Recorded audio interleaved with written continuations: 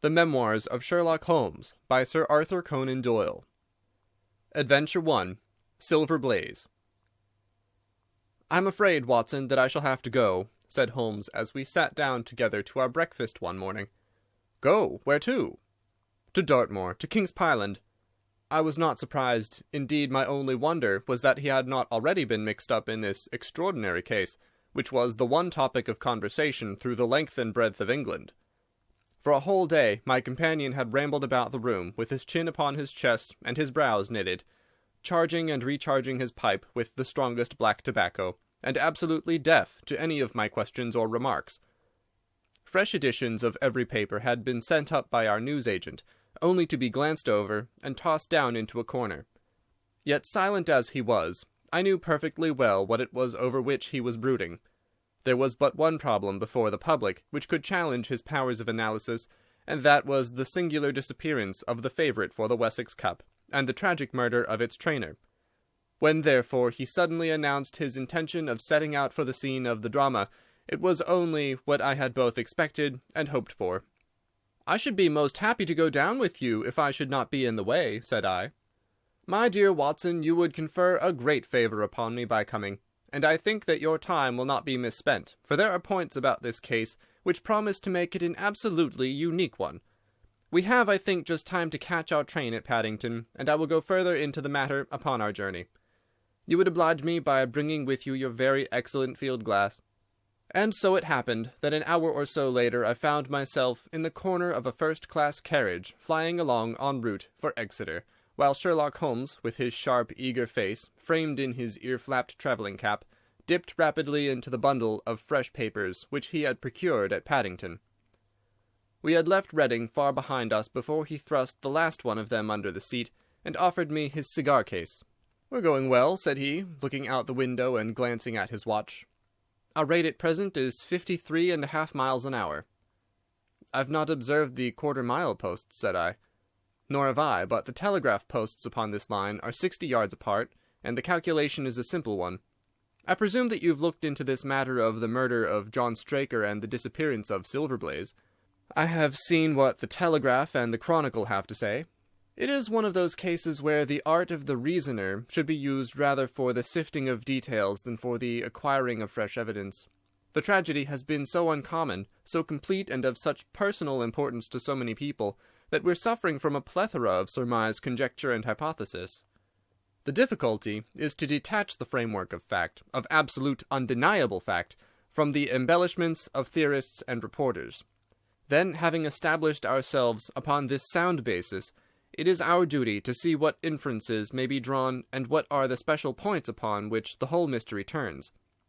On Tuesday evening I received telegrams from both Colonel Ross, the owner of the horse, and from Inspector Gregory, who is looking after the case, inviting my cooperation."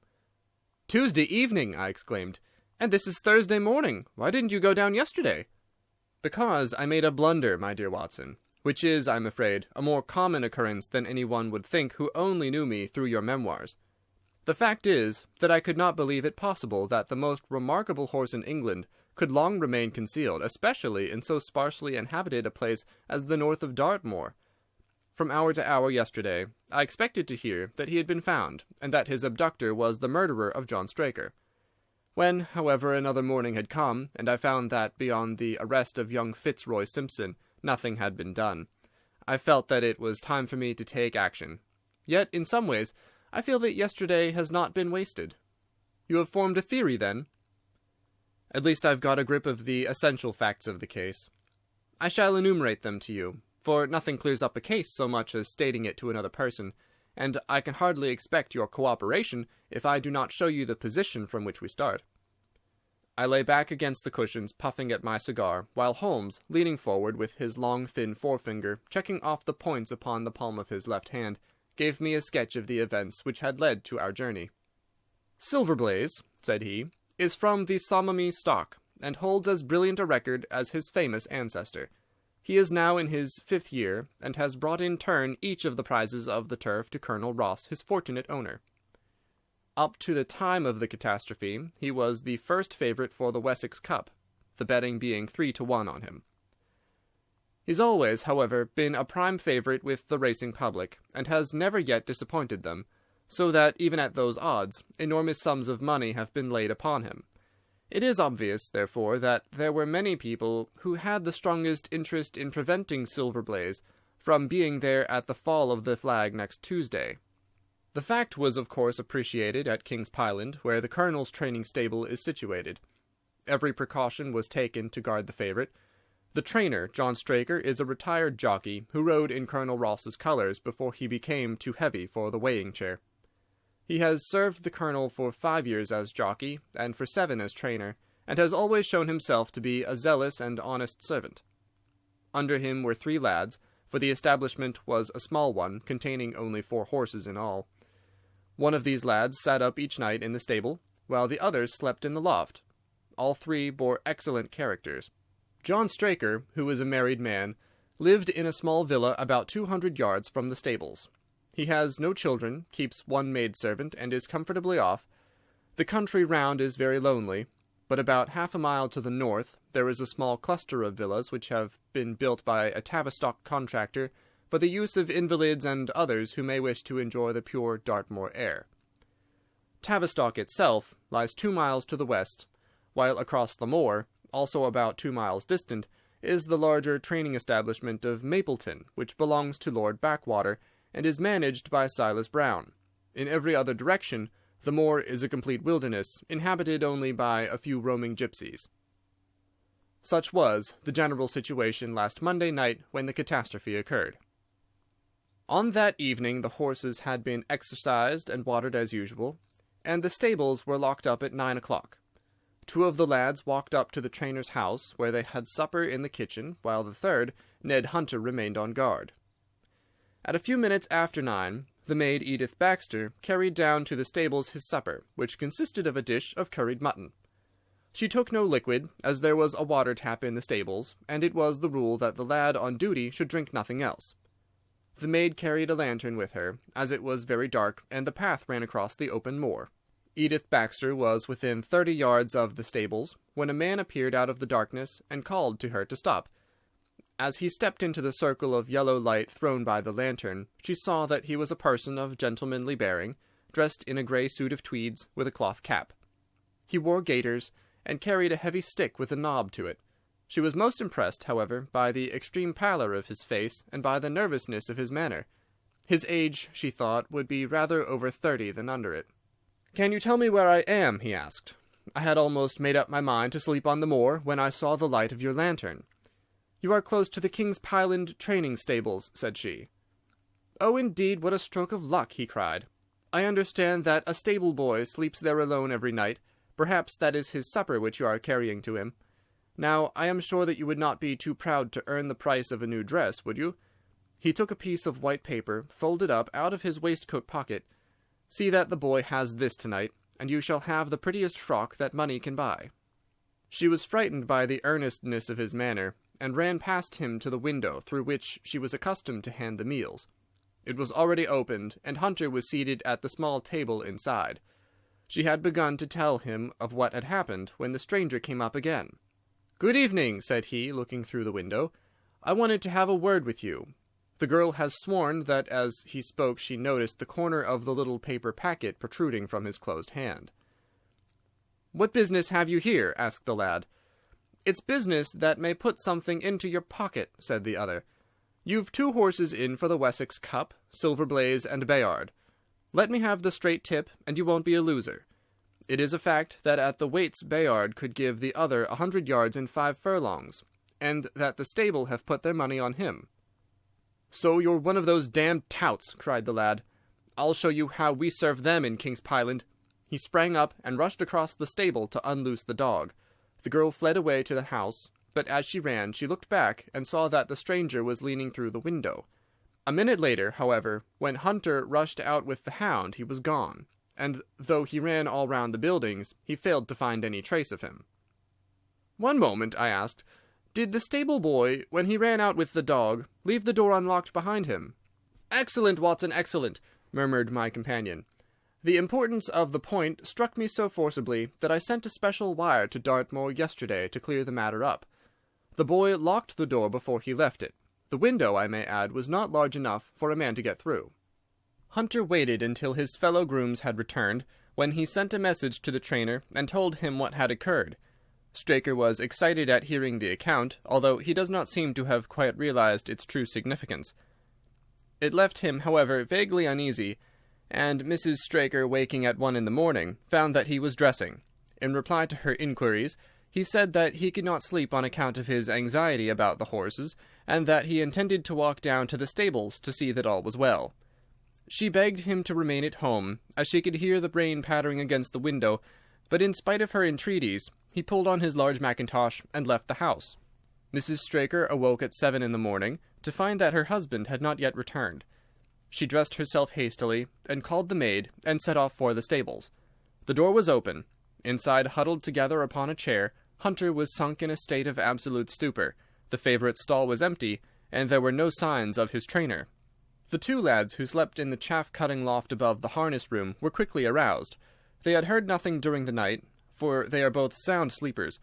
Hunter was obviously under the influence of some powerful drug, and as no sense could be got out of him, he was left to sleep it off while the 2 lads and the 2 women ran out in search of the absentees. They still had hopes that the trainer had for some reason taken out the horse for early exercise, but on ascending the knoll near the house, from which all the neighbouring moors were visible, they could not only see no signs of the missing favourite, but they perceived something which warned them that they were in the presence of a tragedy. About 1/4 of a mile from the stables, John Straker's overcoat was flapping from a furze bush. Immediately beyond there was a bowl-shaped depression in the moor, and at the bottom of this was found the dead body of the unfortunate trainer. His head had been shattered by a savage blow from some heavy weapon, and he was wounded on the thigh, where there was a long, clean cut, inflicted evidently by some very sharp instrument. It was clear, however, that Straker had defended himself vigorously against his assailants, for in his right hand he held a small knife, which was clotted with blood up to the handle, while in his left he clasped a red and black silk cravat, which was recognized by the maid as having been worn on the preceding evening by the stranger who had visited the stables. Hunter, on recovering from his stupor, was also quite positive as to the ownership of the cravat. He was equally certain that the same stranger had, while standing at the window, drugged his curried mutton, and so deprived the stables of their watchman. As to the missing horse, there were abundant proofs in the mud which lay at the bottom of the fatal hollow that he had been there at the time of the struggle. But from that morning he had disappeared, and although a large reward has been offered, and all the gipsies of Dartmoor are on the alert, no news has come of him. Finally, an analysis has shown that the remains of his supper left by the stable lad contain an appreciable quantity of powdered opium, while the people at the house partook of the same dish on the same night without any ill effect.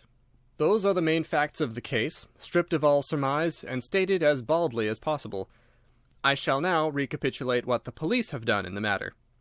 Inspector Gregory, to whom the case has been committed, is an extremely competent officer. Were he but gifted with imagination, he might rise to great heights in his profession. On his arrival, he promptly found and arrested the man upon whom suspicion naturally rested. There was little difficulty in finding him, for he inhabited one of those villas which I have mentioned. His name, it appears, was Fitzroy Simpson. He was a man of excellent birth and education, who had squandered a fortune upon the turf, and who lived now by doing a little quiet and genteel bookmaking in the sporting clubs of London. An examination of his betting book shows that bets to the amount of £5,000 had been registered by him against the favourite. On being arrested, he volunteered that statement that he had come down to Dartmoor in the hope of getting some information about the King's Pyland horses, and also about Desborough, the second favourite, which was in charge of Silas Brown at the Mapleton stables. He did not attempt to deny that he had acted as described upon the evening before, but declared that he had no sinister designs, and had simply wished to obtain first-hand information. When confronted with his cravat, he turned very pale, and was utterly unable to account for its presence in the hand of the murdered man. His wet clothing showed that he had been out in the storm of the night before, and his stick, which was a Penang lawyer weighted with lead, was just such a weapon as might, by repeated blows, have inflicted the terrible injuries to which the trainer had succumbed. On the other hand, there was no wound upon his person, while the state of Straker's knife would show that one at least of his assailants must bear his mark upon him. There you have it all in a nutshell, Watson, and if you can give me any light, I shall be infinitely obliged to you." I had listened with the greatest interest to the statement which Holmes, with characteristic clearness, had laid before me. Though most of the facts were familiar to me, I had not sufficiently appreciated their relative importance, nor their connection to each other. "Is it not possible," I suggested, "that the incised wound upon Straker may have been caused by his own knife in the convulsive struggles which follow any brain injury?" "It is more than possible, it is probable," said Holmes. "In that case, one of the main points in favor of the accused disappears." "And yet," said I, "even now I fail to understand what the theory of the police can be." "I'm afraid that whatever theory we state has very grave objections to it," returned my companion. "The police imagine, I take it, that this Fitzroy Simpson, having drugged the lad, and having in some way obtained a duplicate key, opened the stable door and took out the horse, with the intention, apparently, of kidnapping him altogether. His bridle is missing, so that Simpson must have put this on. Then, having left the door open behind him, he was leading the horse away over the moor, when he was either met or overtaken by the trainer. A row naturally ensued. Simpson beat out the trainer's brains with his heavy stick without receiving any injury from the small knife, which Straker used in self-defense, and then the thief either led the horse on to some secret hiding-place, or else it may have bolted during the struggle, and be now wandering out on the moors. That is the case as it appears to the police, and improbable as it is, all other explanations are more improbable still. However, I shall very quickly test the matter when I am once upon the spot, and until then I cannot really see how we can get much further than our present position." It was evening before we reached the little town of Tavistock, which lies, like the boss of a shield, in the middle of a huge circle of Dartmoor. Two gentlemen were awaiting us in the station, the one a tall, fair man with lion-like hair and beard and curiously penetrating light blue eyes. The other a small, alert person, very neat and dapper, in a frock coat and gaiters, with trim little side whiskers and an eyeglass. The latter was Colonel Ross, the well-known sportsman. The other, Inspector Gregory, a man who was rapidly making his name in the English detective service. "I'm delighted that you have come down, Mr. Holmes," said the colonel. "The inspector here has done all that could possibly be suggested, but I wish to leave no stone unturned in trying to avenge poor Straker and in recovering my horse." "Have there been any fresh developments?" asked Holmes. "I'm sorry to say that we have made very little progress," said the inspector. "We have an open carriage outside, and as you would no doubt like to see the place before the light fails, we might talk it over as we drive." A minute later, we were all seated in a comfortable landau, and were rattling through the quaint old Devonshire city. Inspector Gregory was full of his case, and poured out a stream of remarks, while Holmes threw in an occasional question or interjection. Colonel Ross leaned back with his arms folded and his hat tilted over his eyes, while I listened with interest to the dialogue of the two detectives. Gregory was formulating his theory, which was almost exactly what Holmes had foretold in the train. "The net is drawn pretty close round Fitzroy Simpson," he remarked, "and I believe myself that he is our man. At the same time I recognize that the evidence is purely circumstantial, and that some new development may upset it." "How about Straker's knife?" "We have quite come to the conclusion that he wounded himself in his fall. My friend Dr. Watson made that suggestion to me as we came down. If so, it would tell against this man Simpson." "Undoubtedly. He has neither a knife nor any sign of a wound. The evidence against him is certainly very strong. He had a great interest in the disappearance of the favourite. He lies under suspicion of having poisoned the stable-boy. He was undoubtedly out in the storm. He was armed with a heavy stick, and his cravat was found in the dead man's hand. I really think we have enough to go before a jury." Holmes shook his head. "A clever counsel would tear it all to rags," said he. "Why should he take the horse out of the stable? If he wished to injure it, why could he not do it there? Has a duplicate key been found in his possession? What chemist sold him the powdered opium? Above all, where could he, a stranger to the district, hide a horse, and such a horse as this? What is his own explanation as to the paper which he wished the maid to give to the stable-boy?" "He says that it was a 10-pound note. One was found in his purse. But your other difficulties are not so formidable as they seem. He is not a stranger to the district. He is twice lodged at Tavistock in the summer. The opium was probably brought from London. The key, having served its purpose, would be hurled away. The horse may be at the bottom of one of the pits or old mines upon the moor." "What does he say about the cravat?" "He acknowledges that it is his, and declares that he had lost it, but a new element has been introduced into the case, which may account for his leading the horse from the stable." Holmes pricked up his ears. "We have found traces which show that a party of gypsies encamped on Monday night within a mile of the spot where the murder took place. On Tuesday they were gone. Now, presuming that there was some understanding between Simpson and the gypsies, might he not have been leading the horse to them when he was overtaken, and may they not have him now?" "It is certainly possible." "The moor is being scoured for these gypsies. I've also examined every stable and outhouse in Tavistock, and for a radius of 10 miles. "There is another training stable quite close, I understand?" "Yes, and that is a factor which we must certainly not neglect. As Desborough, their horse, was second in the betting, they had an interest in the disappearance of the favourite. Silas Brown, the trainer, is known to have had large bets upon the event, and he was no friend to poor Straker. We have, however, examined the stables, and there is nothing to connect him with the affair." "And nothing to connect this man Simpson with the interests of the Mapleton stables?" "Nothing at all." Holmes leaned back in the carriage, and the conversation ceased. A few minutes later our driver pulled up at a neat little red brick villa with overhanging eaves, which stood by the road. Some distance off, across a paddock, lay a long grey-tiled outbuilding. In every other direction, the low curves of the moor, bronze-coloured from the fading ferns, stretched away to the skyline, broken only by the steeples of Tavistock, and by a cluster of houses away to the westward, which marked the Mapleton stables. We all sprang out with the exception of Holmes, who continued to lean back with his eyes fixed upon the sky in front of him, entirely absorbed in his own thoughts. It was only when I touched his arm that he roused himself with a violent start and stepped out of the carriage. "Excuse me," he said, turning to Colonel Ross, who had looked at him in some surprise. "I was daydreaming." There was a gleam in his eyes and a suppressed excitement in his manner which convinced me, used as I was to his ways, that his hand was upon a clue, though I could not imagine where he had found it. "Perhaps you would prefer at once to go on to the scene of the crime, Mr. Holmes," said Gregory. "I think that I should prefer to stay here a little and go into one or two questions of detail. Straker was brought back here, I presume?" "Yes, he lies upstairs. The inquest is tomorrow." "He has been in your service some years, Colonel Ross?" "I have always found him an excellent servant." "I presume that you made an inventory of what he had in his pockets at the time of his death, Inspector?" "I have the things themselves in the sitting-room, if you would care to see them." "I should be very glad."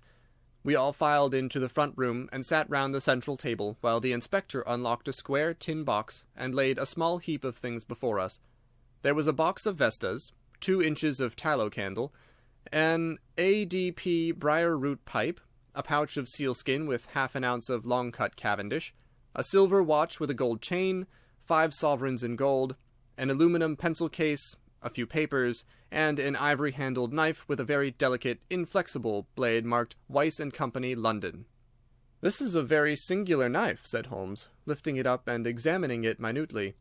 "I presume, as I see bloodstains upon it, that it is the one which was found in the dead man's grasp. Watson, this knife is surely in your line." "It is what we call a cataract knife," said I. "I thought so. A very delicate blade devised for very delicate work. A strange thing for a man to carry with him upon a rough expedition, especially as it would not shut in his pocket." "The tip was guarded by a disc of cork which we found beside his body," said the inspector. "His wife tells us that the knife had lain upon the dressing-table, and that he had picked it up as he left the room. It was a poor weapon, but perhaps the best that he could lay his hands on at the moment." "Very possible. How about these papers?" "3 of them are receipted hay dealers' accounts. One of them is a letter of instructions from Colonel Ross. This other is a milliner's account for £37.15 made out by Madame Le Jurier of Bond Street to William Derbyshire. Mrs. Straker tells us that Derbyshire was a friend of her husband's, and that occasionally his letters were addressed here." "Madame Derbyshire had somewhat expensive tastes," remarked Holmes, glancing down the account.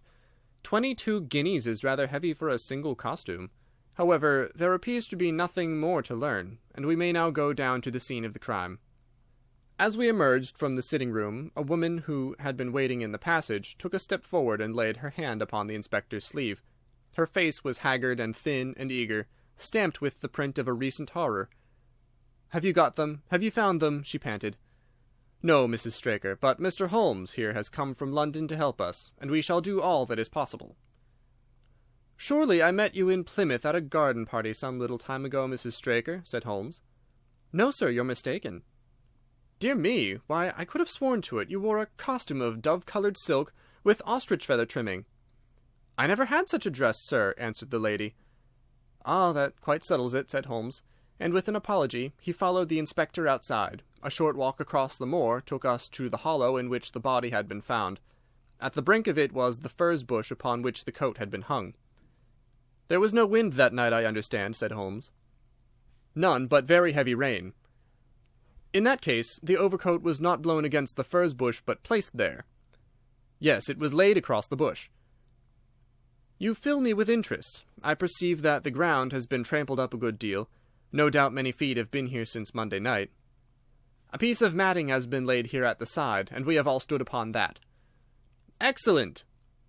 "In this bag I have one of the boots which Straker wore, one of Fitzroy Simpson's shoes, and a cast horseshoe of Silver Blaze." "My dear Inspector, you surpass yourself." Holmes took the bag, and descending into the hollow, he pushed the matting into a more central position. Then, stretching himself upon his face and leaning his chin upon his hands, he made a careful study of the trampled mud in front of him. "Hullo!" he said suddenly. "What's this?" It was a wax vesta half burned, which was so coated with mud that it looked at first like a little chip of wood. "I cannot think how I came to overlook it," said the inspector with an expression of annoyance. "It was invisible, buried in the mud. I only saw it because I was looking for it." "What, you expected to find it?" "I thought it not unlikely." He took the boots from the bag, and compared the impressions of each of them with marks upon the ground. Then he clambered up to the rim of the hollow, and crawled about among the ferns and bushes. "I'm afraid that there are no more tracks," said the inspector. "I have examined the ground very carefully for 100 yards in each direction." "Indeed," said Holmes, rising, "I should not have the impertinence to do it again after what you say. But I should like to take a little walk over the moor before it grows dark, that I may know my ground tomorrow, and I think that I shall put this horseshoe into my pocket for luck." Colonel Ross, who had shown some signs of impatience at my companion's quiet and systematic method of work, glanced at his watch. "I wish you would come back with me, Inspector," said he. "There are several points on which I should like your advice, and especially as to whether we do not owe it to the public to remove our horse's name from the entries for the cup." "Certainly not," cried Holmes with decision. "I should let the name stand." The colonel bowed. "I am very glad to have had your opinion, sir," said he. "You will find us at poor Straker's house when you have finished your walk, and we can drive together into Tavistock." He turned back with the inspector, while Holmes and I walked slowly across the moor. The sun was beginning to sink behind the stables of Mapleton, and the long, sloping plain in front of us was tinged with gold, deepening into rich, ruddy browns where the faded ferns and brambles caught the evening light.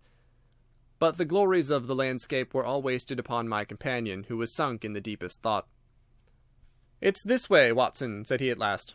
"We may leave the question of who killed John Straker for the instant, and confine ourselves to finding out what has become of the horse. Now, supposing that he broke away during or after the tragedy, where could he have gone to? The horse is a very gregarious creature. If left to himself, his instincts would have been either to return to King's Pyland or go over to Mapleton. Why should he run wild upon the moor? He would surely have been seen by now. And why should gypsies kidnap him? These people always clear out when they hear of trouble, for they do not wish to be pestered by the police. They could not hope to sell such a horse. They would run a great risk and gain nothing by taking him. Surely that is clear. Where is he, then? I have already said that he must have gone to King's Pyland or to Mapleton. He is not at King's Pyland, therefore he is at Mapleton. Let us take that as a working hypothesis, and see what it leads us to. This part of the moor, as the inspector remarked, is very hard and dry, but it falls away towards Mapleton, and you can see from here that there is a long hollow over yonder, which must have been very wet on Monday night. If our supposition is correct, then the horse must have crossed that, and there is the point where we should look for his tracks." We had been walking briskly during this conversation, and a few more minutes brought us to the hollow in question. At Holmes' request, I walked down the bank to the right, and he to the left, but I had not taken 50 paces before I heard him give a shout, and saw him waving his hand to me. The track of a horse was plainly outlined in the soft earth in front of him, and the shoe with which he took from his pocket exactly fitted the impression. "See the value of imagination," said Holmes. "It is the one quality which Gregory lacks. We imagined what might have happened, acted upon the supposition, and find ourselves justified. Let us proceed." We crossed the marshy bottom and passed over a quarter of a mile of dry, hard turf. Again the ground sloped, and again we came on the tracks. Then we lost them for half a mile, but only to pick them up once more quite close to Mapleton.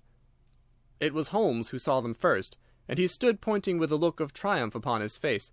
A man's track was visible beside the horse's. "The horse was alone before," I cried. "Quite so. It was alone before. Hullo, what is this?" The double track turned sharp off and took the direction of King's Pyland.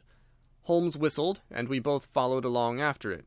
His eyes were on the trail, but I happened to look a little to one side, and saw to my surprise the same tracks coming back again in the opposite direction. "One for you, Watson," said Holmes when I pointed it out. "You have saved us a long walk, which would have brought us back on our own traces. Let us follow the return track." We had not to go far. It ended at the paving of asphalt which led up to the gates of the Mapleton stables. As we approached, a groom ran out from them. "We don't want any loiterers about here," said he. "I only wish to ask a question," said Holmes, with his finger and thumb in his waistcoat pocket.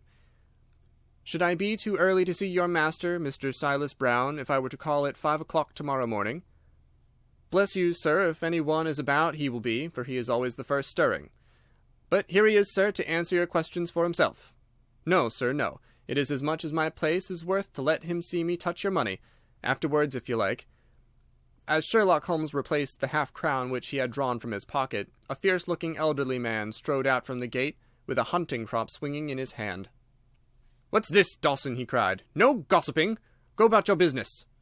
And you, what the devil do you want here?" "10 minutes' talk with you, my good sir," said Holmes in the sweetest of voices. "I've no time to talk to every gadabout. We want no stranger here. Be off, or you may find a dog at your heels." Holmes leaned forward and whispered something into the trainer's ear. He started violently and flushed to the temples. "It's a lie!" he shouted. "An infernal lie!" "Very good. Shall we argue about it here in public, or talk it over in your parlour?" "Oh, come in if you wish to." Holmes smiled. "I shall not keep you more than a few minutes, Watson," said he. "Now, Mr. Brown, I am quite at your disposal." It was 20 minutes, and the reds had all faded into greys before Holmes and the trainer reappeared. Never have I seen such a change as had been brought about in Silas Brown in that short time. His face was ashy pale, beads of perspiration shone upon his brow, and his hands shook like the hunting-crop wagged like a branch in the wind. His bullying, overbearing manner was all gone, too, and he cringed along at my companion's side like a dog with its master. "Your instructions will be done. It shall all be done," said he. "There must be no mistake," said Holmes, looking round at him. The other winced as he read the menace in his eyes. "Oh, no, there shall be no mistake. It shall be there. Should I change it first or not?" Holmes thought a little, and then burst out laughing. "No, don't," said he. "I shall write to you about it. No tricks now, or— Oh, you can trust me, you can trust me." "Yes, I think I can. Well, you shall hear from me tomorrow." He turned upon his heel, disregarding the trembling hand which the other held out to him, and we set off for King's Pyland. A more perfect compound of the bully, coward, and sneak than Master Silas Brown I have seldom met with, remarked Holmes as we trudged along together. "He has the horse, then?" He tried to bluster out of it, but I described to him so exactly what his actions had been upon that morning that he's convinced that I was watching him. Of course you observed the peculiarly square toes in the impressions, and that his own boots exactly corresponded to them. Again, of course, no subordinate would have dared to do such a thing. I described to him how, when according to his custom he was the first down, he perceived a strange horse wandering over the moor. How he went out to it, and his astonishment at recognizing, from the white forehead which has given the favourite its name, that chance had put in his power the only horse which could beat the one upon which he had put his money. Then I described how his first impulse had been to lead him back to King's Pyland, and how the devil had shown him how he could hide the horse until the race was over, and how he had led it back and concealed it at Mapleton. When I told him every detail, he gave it up and thought only of saving his own skin. But his stables had been searched. Oh, an old horse-faker like him has many a dodge. But are you not afraid to leave the horse in his power now, since he has every interest in injuring it? My dear fellow, he will guard it as the apple of his eye. He knows that his only hope of mercy is to produce it safe. Colonel Ross did not impress me as a man who would be likely to show much mercy in any case. The matter does not rest with Colonel Ross. I follow my own methods, and tell as much or as little as I choose. That is the advantage of being unofficial. I don't know whether you observed it, Watson, but the Colonel's manner has been just a trifle cavalier to me. I am inclined now to have a little amusement at his expense. Say nothing to him about the horse. Certainly not without your permission. And of course, this is all quite a minor point compared to the question of who killed John Straker. And you will devote yourself to that? On the contrary, we both go back to London by the night train. I was thunderstruck by my friend's words. We had only been a few hours in Devonshire, and that he should give up an investigation which he had begun so brilliantly was quite incomprehensible to me. Not a word more could I draw from him until we were back at the trainer's house. The Colonel and the Inspector were awaiting us in the parlour. "My friend and I returned to town by the night express," said Holmes. "We have had a charming little breath of your beautiful Dartmoor air." The Inspector opened his eyes, and the Colonel's lip curled in a sneer. "So you despair of arresting the murderer of poor Straker?" said he. Holmes shrugged his shoulders. "There are certainly grave difficulties in the way," said he. "I have every hope, however, that your horse will start upon Tuesday, and I beg that you will have your jockey in readiness. Might I ask for a photograph of Mr. John Straker?" The Inspector took one from an envelope and handed it to him. "My dear Gregory, you anticipate all my wants. If I might ask you to wait here for an instant, I have a question which I should like to put to the maid." "I must say that I am rather disappointed in our London consultant," said Colonel Ross, bluntly, as my friend left the room. "I do not see that we are any further than when he came." "At least you have his assurance that your horse will run," said I. "Yes, I have his assurance," said the Colonel, with a shrug of his shoulders. "I should prefer to have the horse." I was about to make some reply in defence of my friend when he entered the room again. "Now, gentlemen," said he, "I am quite ready for Tavistock." As we stepped into the carriage, one of the stable lads held the door open for us. A sudden idea seemed to occur to Holmes, for he leaned forward and touched the lad upon the sleeve. "You have a few sheep in the paddock," he said. "Who attends to them?" "I do, sir." "Have you noticed anything amiss with them of late?" "Well, sir, not of much account, but 3 of them have gone lame, sir." I could see that Holmes was extremely pleased, for he chuckled and rubbed his hands together. "A long shot, Watson, a very long shot," said he, pinching my arm. "Gregory, let me recommend to your attention this singular epidemic among the sheep. Drive on, coachman." Colonel Ross still wore an expression which showed the poor opinion which he had formed of my companion's ability, but I saw by the inspector's face that his attention had been keenly aroused. "You consider that to be important?" he asked. "Exceedingly so. Is there any point to which you would wish to draw my attention?" "To the curious incident of the dog in the night time." "The dog did nothing in the night time." "That was the curious incident," remarked Sherlock Holmes. 4 days later, Holmes and I were again in the train, bound for Winchester to see the race for the Wessex Cup. Colonel Ross met us by appointment outside the station, and we drove in his drag to the course beyond the town. His face was grave, and his manner was cold in the extreme. "I have seen nothing of my horse," said he. "I suppose that you would know him when you saw him?" asked Holmes. The Colonel was very angry. "I have been on the turf for 20 years, and never was asked such a question as that before," said he. "A child would know Silver Blaze, with his white forehead and his mottled off foreleg." "How is the betting?" "Well, that is the curious part of it. You could have got 15 to 1 yesterday, but the price has become shorter and shorter, until you can hardly get 3 to 1 now." "Hum," said Holmes. "Somebody knows something, that is clear." As the drag drew up in the enclosure near the grandstand, I glanced at the card to see the entries. Wessex Plate, it ran, 50 sovs, each H-foot, with 1,000 sovs added for 4 and 5-year-olds. Second, £300. Third, £200. New course, 1 mile and 5 furlongs. Mr. Heath Newton's The Negro, red cap, cinnamon jacket. Colonel Wardlaw's Pugilist, pink cap, blue and black jacket. Lord Backwater's Desborough, yellow cap and sleeves. Colonel Ross's silver blaze, black cap, red jacket. Duke of Balmoral's iris, yellow and black stripes. Lord Singleford's rasper, purple cap, black sleeves. "We scratched our other one, and put all hopes on your word," said the Colonel. "Why, what is that, Silver Blaze favourite?" 5-4 against Silver Blaze, roared the ring.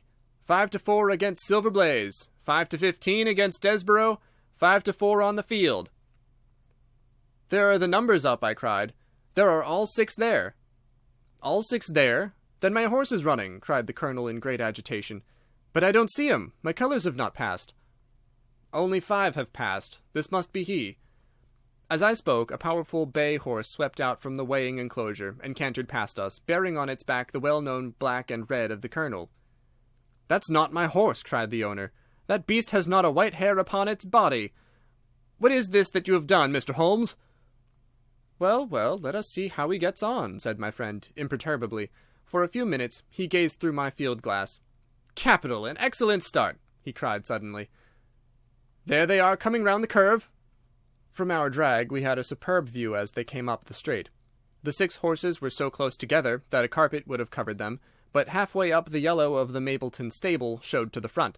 Before they reached us, however, Desborough's bolt was shot, and the Colonel's horse, coming away with a rush, passed the post a good 6 lengths before its rival, the Duke of Balmoral's iris making a bad third. "It's my race anyhow," gasped the Colonel, passing his hand over his eyes. "I confess that I can make neither head nor tail of it. Don't you think that you have kept up your mystery long enough, Mr. Holmes?" "Certainly, Colonel, you shall know everything. Let us all go round and have a look at the horse together. Here he is," he continued, as we made our way into the weighing enclosure, where only owners and their friends find admittance. "You have only to wash his face and his leg in spirits of wine, and you will find that he is the same old Silver Blaze as ever." "You take my breath away." "I found him in the hands of a faker, and took the liberty of running him just as he was sent over." "My dear sir, you have done wonders. The horse looks very fit and well. It never went better in its life. I owe you 1,000 apologies for having doubted your ability. You have done me a great service by recovering my horse. You would do me a greater skill if you could lay your hands on the murderer of John Straker." "I have done so," said Holmes quietly. The Colonel and I stared at him in amazement. "You have got him? Where is he, then?" "He's here." "Here? Where?" "In my company at the present moment." The Colonel flushed angrily. "I quite recognize that I am under obligations to you, Mr. Holmes," said he, "but I must regard what you have just said as either a very bad joke or an insult." Sherlock Holmes laughed. "I assure you that I have not associated you with the crime, Colonel," said he. "The real murderer is standing immediately behind you." He stepped past and laid his hand upon the glossy neck of the thoroughbred. "The horse!" cried both the Colonel and myself. "Yes, the horse. And it may lessen his guilt if I say that it was done in self-defence, and that John Straker was a man who was entirely unworthy of your confidence. But there goes the bell, and as I stand to win a little on this next race, I shall defer a lengthy explanation until a more fitting time." We had a corner of a Pullman car to ourselves that evening as we whirled back to London, and I fancy that the journey was a short one to Colonel Ross as well as to myself, as we listened to our companion's narrative of the events which had occurred at the Dartmoor training stables upon the Monday night, and the means by which he had unravelled them. "I confess," said he, "that any theories which I had formed from the newspaper reports were entirely erroneous. And yet there were indications there, had they not been overlaid by other details which concealed their true import. I went to Devonshire with the conviction that Fitzroy Simpson was the true culprit, although, of course, I saw that the evidence against him was by no means complete. It was while I was in the carriage, just as we reached the trainer's house, that the immense significance of the curried mutton occurred to me. You may remember that I was distrait, and remained sitting after you had all alighted. I was marvelling in my own mind how I could possibly have overlooked so obvious a clue. "I confess," said the Colonel, "that even now I cannot see how it helps us." "It was the first link in my chain of reasoning. Powdered opium is by no means tasteless. The flavour is not disagreeable, but it is perceptible. Were it mixed with any ordinary dish, the eater would undoubtedly detect it, and would probably eat no more. A curry was exactly the medium which would disguise this taste. By no possible supposition could this stranger, Fitzroy Simpson, have caused curry to be served in the trainer's family that night, and it is surely too monstrous a coincidence to suppose that he happened to come along with powdered opium upon the very night when a dish happened to be served which would disguise the flavor. That is unthinkable. Therefore, Simpson becomes eliminated from the case, and our attention centers upon Straker and his wife, the only two people who could have chosen curried mutton for supper that night. The opium was added after the dish was set aside for the stable boy, for the others had the same for supper with no ill effects. Which of them, then, had access to that dish without the maid seeing them? Before deciding that question, I had grasped the significance of the silence of the dog, for one true inference invariably suggests others. The Simpson incident had shown me that a dog was kept in the stables, and yet, though someone had been in and had fetched out a horse, he had not barked enough to arouse the two lads in the loft. Obviously, the midnight visitor was someone whom the dog knew well. I was already convinced, or almost convinced, that John Straker went down to the stables in the dead of the night and took out Silver Blaze. For what purpose? For a dishonest one, obviously, or why should he drug his own stable boy? And yet I was at a loss to know why. There have been cases before now where trainers have made sure of great sums of money by laying against their own horses through agents, and then preventing them from winning by fraud. Sometimes it is a pulling jockey, sometimes it is some surer and subtler means. What was it here? I hoped that the contents of his pocket might help me to form a conclusion. And they did so. You cannot have forgotten the singular knife which was found in the dead man's hand, a knife which certainly no sane man would choose for a weapon. It was, as Dr. Watson told us, a form of knife which is used for the most delicate operations known in surgery, and it was to be used for a delicate operation that night. You must know, with your wide experience of turf matters, Colonel Ross, that it is possible to make a slight nick upon the tendons of a horse's ham, and to do it subcutaneously, so as to leave absolutely no trace. A horse so treated would develop a slight lameness, which would be put down to a strain in exercise or a touch of rheumatism, but never to foul play.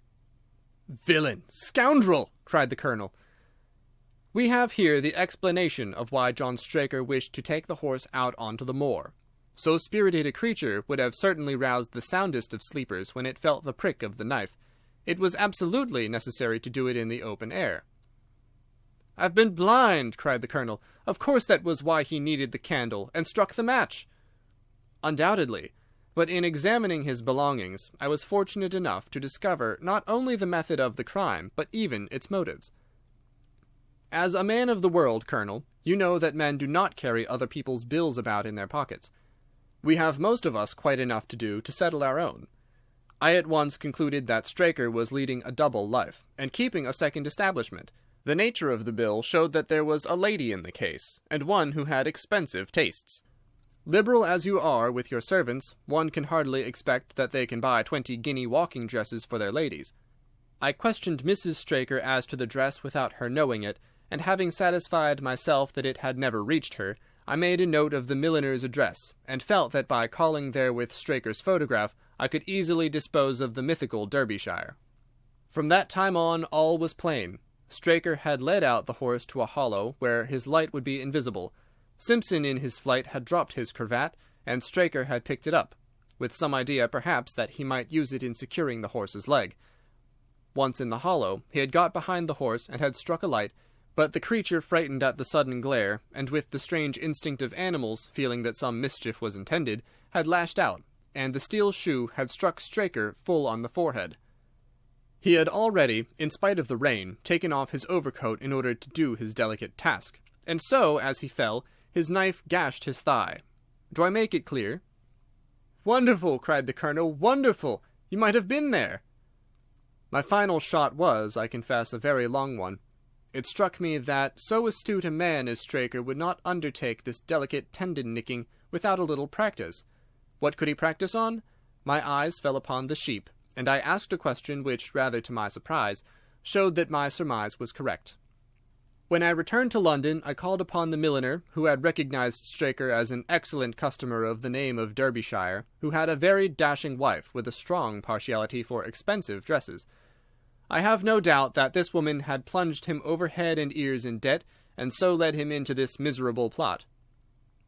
"You have explained all but one thing," cried the Colonel. "Where was the horse?" "Ah, it bolted, and was cared for by one of your neighbours. We must have an amnesty in that direction, I think.